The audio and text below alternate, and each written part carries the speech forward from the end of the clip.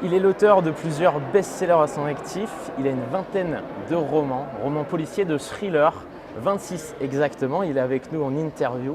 Il va rencontrer son public aujourd'hui. Énormément de Français le connaissent et il est connu aussi à l'international. Je suis avec Franck Tillier aujourd'hui. Bonjour Franck. Bonjour. Je suis très heureux de vous accueillir en interview. Ravi. Pour tout vous dire, je ne vous connaissais pas encore il y a quelques semaines avant de préparer cette interview et j'ai beaucoup appris sur vous. Ouais. Et surtout dans les interviews, j'ai remarqué que vous étiez vraiment passionné par ce que vous faisiez. Oui. Les interviews que vous faisiez, vous disiez justement dans vos romans que vous adorez écrire des thrillers. Depuis tout petit, vous avez des histoires comme ça d'horreur un petit peu que vous aimiez regarder quand vous étiez enfant. Et j'ai trouvé vraiment ça le premier point hyper intéressant, c'est que vous étiez passionné par ce que vous faites. Oui, je pense qu'il faut l'être parce que quand on écrit des livres, c'est un gros travail d'écrire un roman, ça prend du temps, beaucoup d'énergie et il faut être d'autant plus passionné qu'on dure en fait dans le temps. C'est-à-dire moi ça fait effectivement plus de 20 ans que j'écris et s'il n'y a pas la passion, c'est compliqué. Donc voilà, autant c'est un métier super parce que c'est un travail aussi, mais c'est une passion donc je prends beaucoup de plaisir à écrire. Exactement, trop bien. Et moi je me demandais justement si on remonte un petit peu à l'origine de votre parcours quand vous avez commencé à écrire, c'est quoi qui a été un petit peu l'élément déclencheur finalement de cette passion de l'écriture, quand vous êtes dit j'ai envie d'écrire des romans et notamment des thrillers? J'ai toujours aimé qu'on me raconte des histoires, c'est-à-dire de lire des livres, de me laisser embarquer dans une histoire, de regarder des films. J'aimais beaucoup les films de genre, policiers, horreur, thriller.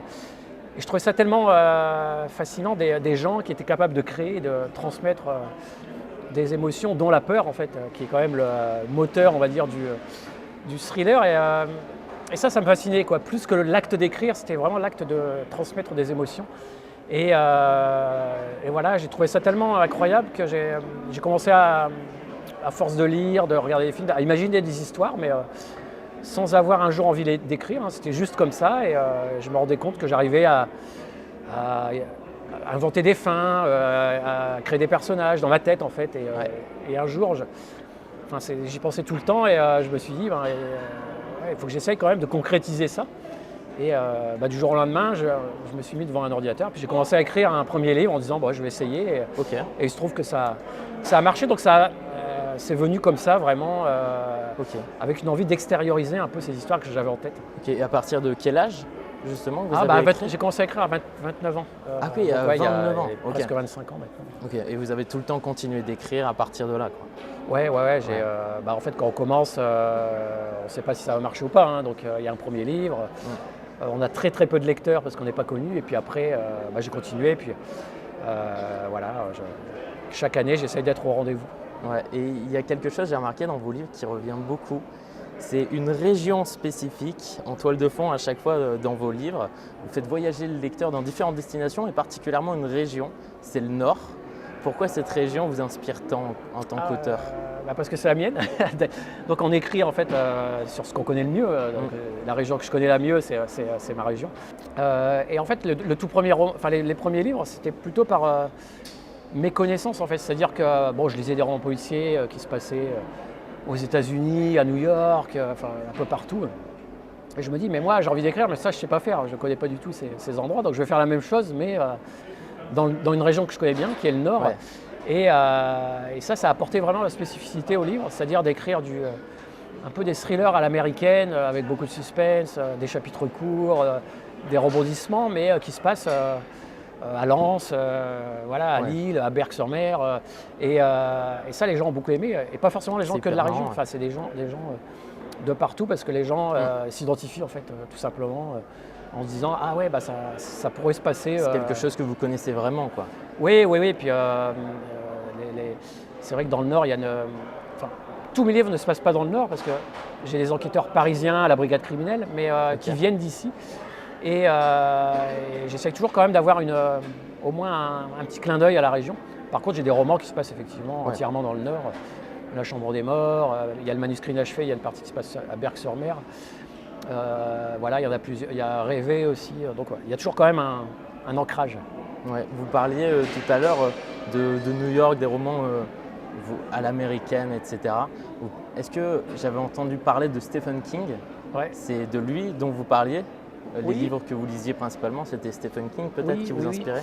Oui, alors oui, ça c'était beaucoup dans mon. Je continue à le lire, c'est un auteur que j'aime beaucoup, c'était dans mon adolescence. Alors lui, c'était pas vraiment New York. Quand je parlais de New York, c'était plus l'aspect thriller, roman policier. Lui, c'est de l'horreur en fait, et horreur et imaginaire. Et c'est vrai que lui, voilà, c'est l'auteur qui m'a. Quand je parlais tout à l'heure de la peur, l'émotion de la peur et tout, je pensais à lui.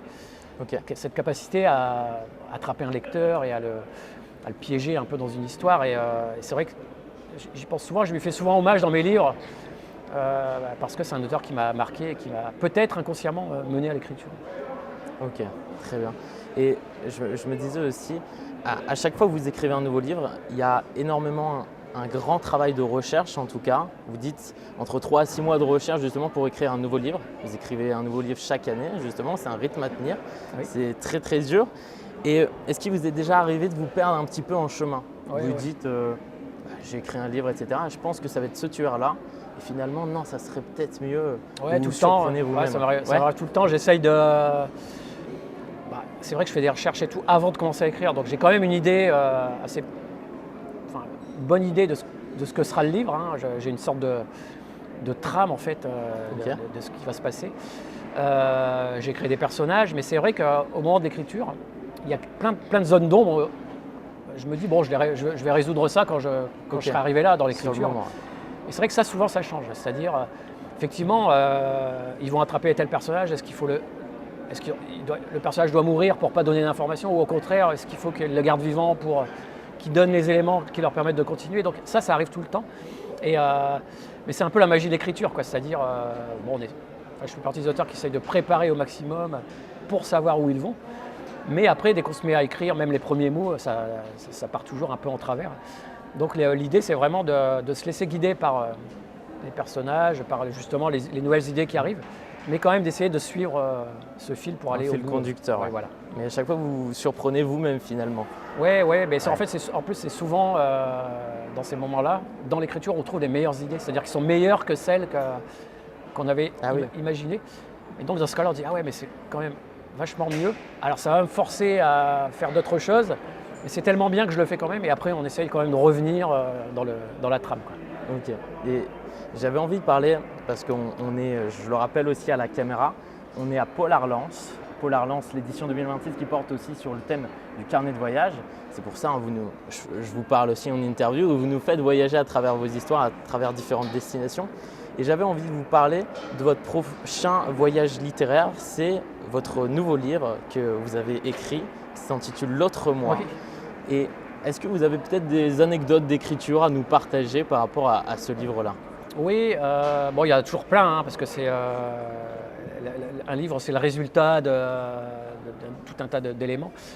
En fait, c'est une idée de livre que j'avais depuis très longtemps. En tout cas, un des lieux principaux du livre, qui s'appelle Longepin, qui est un village isolé dans une forêt de montagne. Ouais. Et c'est un village de scientifiques, c'est-à-dire des scientifiques sont à l'intérieur pour faire des recherches un peu top secrètes.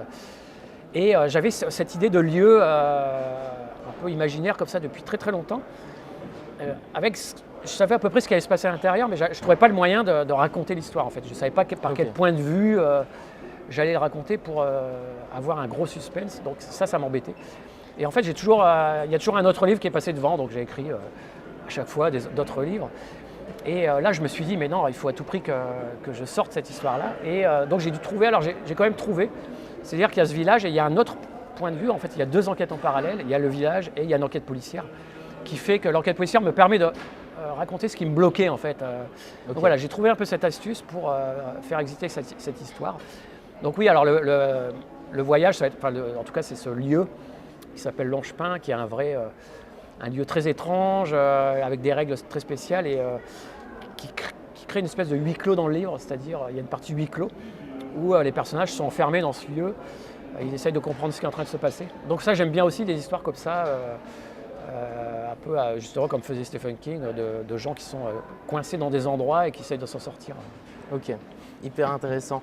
Et ce que je trouvais aussi intéressant dans votre livre, surprenant même, c'est que vous avez une couverture qui choque parce qu'on parle de thriller, de roman policier. On a l'habitude de voir du noir, Oui, du oui. rouge pétant. Et là, on voit du rose. Du rose Ouais, flashy. c'est très.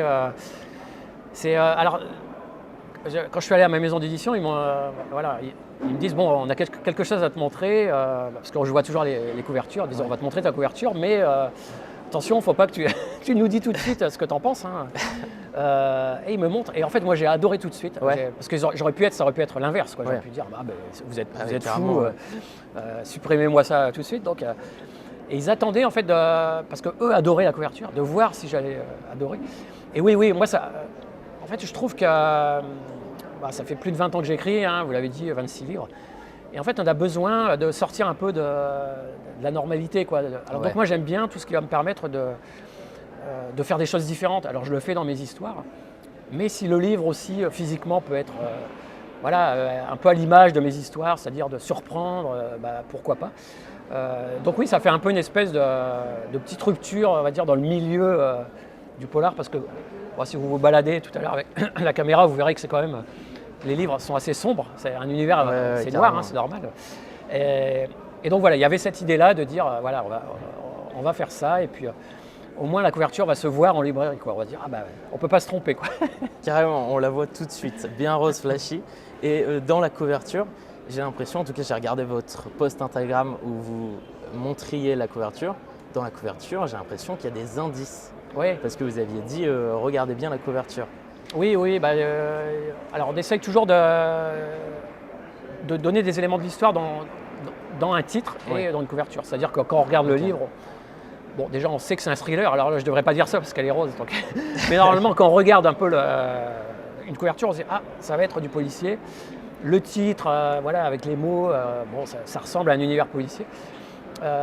Et oui, donc moi le titre, L'autre moi, je ne vais pas trop expliquer, mais quand on lit le livre, tout de suite on va flasher. Et puis on voit sur la couverture, c'est une femme qui a un œil fermé, un autre ouvert, mais l'œil fermé, il est derrière un rideau de douche, on dirait un peu. Ouais. Parce qu'en fait, il y a le sommeil, il y a une partie importante dans le livre, les rêves, le domaine des rêves. La réalité d'un côté, les rêves de l'autre, et tout ça se mélange. Et, donc voilà, c'est vrai que ce qui est bien, c'est qu'une couverture nous parle avant de lire le livre, mais elle nous parle aussi après, c'est-à-dire quand on a lu le livre, on se dit tiens, elle était vraiment bien réfléchie. Donc rêve et réalité, ça c'est les indices un petit peu à retenir. Oui, la mémoire aussi, justement. Alors ça c'est des sujets qu'on retrouve dans mes livres, elle a perdu la mémoire, elle fait des cauchemars, elle est somnambule. Donc en fait, le somnambulisme, ça peut être très dangereux parce que le corps est en mouvement, donc on peut se blesser, etc. Et elle fait en même temps des cauchemars terribles. Donc voilà, c'est un peu cet univers-là. Et donc cette femme-là va se retrouver dans ce fameux village de scientifiques pour être soignée justement de son amnésie, de ses rêves. Et il va se passer plein de choses bizarres autour d'elle. Ok, je pense que vous avez déjà donné de très bons indices et de très bons éléments justement à dire à nos caméras. Donc pour ceux qui nous regardent, c'est un véritable cadeau. Donc merci beaucoup Franck Tillier. C'est un plaisir. C'est très plaisant de faire cette interview avec vous. Oui, mais moi aussi. Bravo. Et je vous souhaite un bon salon. Merci, à bientôt. Merci à tous.